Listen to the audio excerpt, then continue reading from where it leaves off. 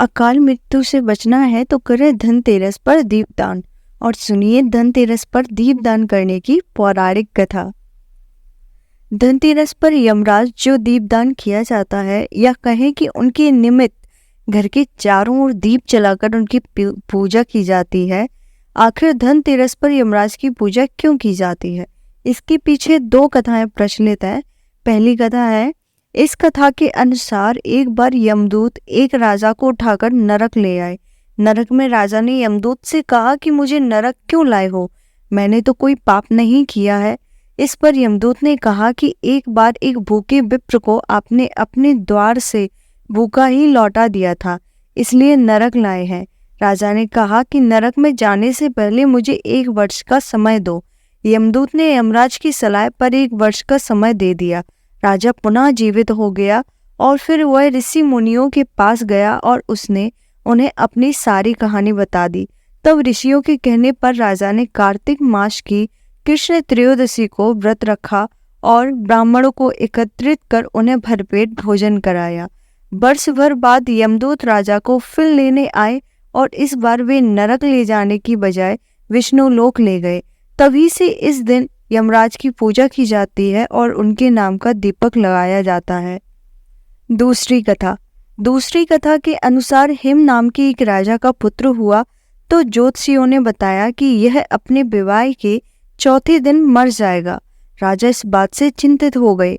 पुत्र बड़ा हुआ तो विवाह तो करना ही था, उसका विवाह कर दिया गया।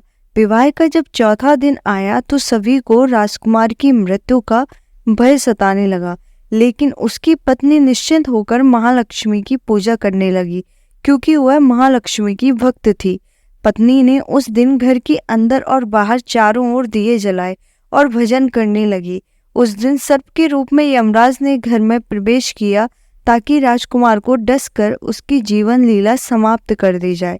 लेकिन दीपों की रोशनी से सर्प की आंखें चौंधिया गई और उसे कुछ भी समझ नहीं आ रहा था कि किधर जाए।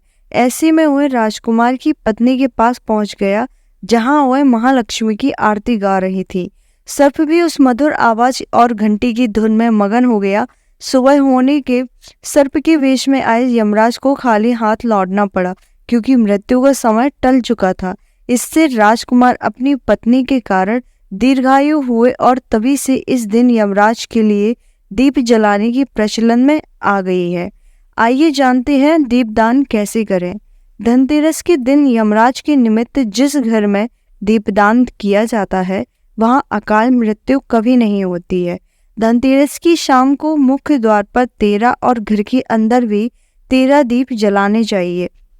लेकिन यम के नाम का दीपक परिवार के सभी सदस्यों के घर आने और खाने पीने के बाद सोते समय जलाया जाता है। इस दिन को जलाने के लिए पुराने दीपक का उपयोग किया जाता है, जिसमें सरसों का तेल डाला जाता है। यह दीपक घर के बाहर दक्षिण की ओर मुख कर नाली या कूड़े के ढेर के पास रख दिया जाता है। इसके बाद जल चढ़ाकर दीपदान करते समय यह मंत्र बोला जाता है, जिसे आप भी बोल सकते हैं या उच्चारण कर सकते हैं।